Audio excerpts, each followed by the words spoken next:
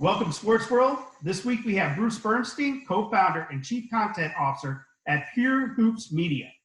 Welcome, Bruce. How you doing this morning? I'm doing well, Clifford. Life after the coronavirus and the self-quarantine, I'm actually working on my quarantine beard. It's not as good as yours.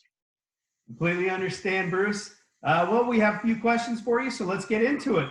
What do you think about the NBA leading the way in the response to the coronavirus? It doesn't surprise me at all. The NBA has always been really good about being out in front when it comes to doing good social issues, diversity, inclusion. Public health certainly falls into that category. And the fact that Rudy Gobert was really the first domino that fell. Once he tested positive and the NBA suspended its season, every other sport seemed to follow after that. So truly, Clifford, they were the leader. I completely agree with you. And then you have individuals like Mark Cuban, who, as an owner, isn't just taking care of the athletes, he's also helping out the individuals that work at the stadiums. How do you see him as a leader, not just in the sports world, but also in business in general? Mark Cuban is one of the leaders that we really, really need in this country right now.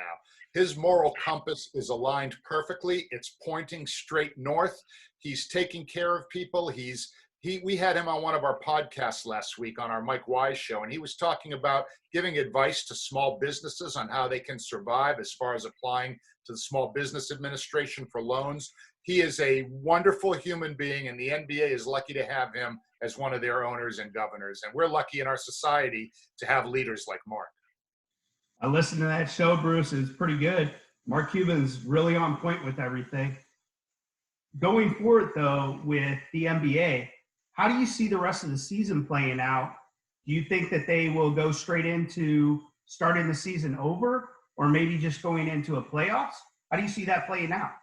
I think if they do have a chance to resume, and that's not at all certain, they're probably going to have to start with the playoffs. I mean, they've played 3/4 of the regular season, so you kind of know who the best teams are.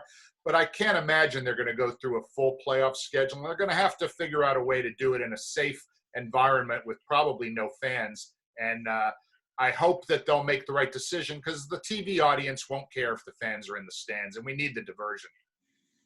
Well, I definitely see them as a group that's really moving in the right direction. Thanks for your time, Bruce. Thanks for watching Sports World.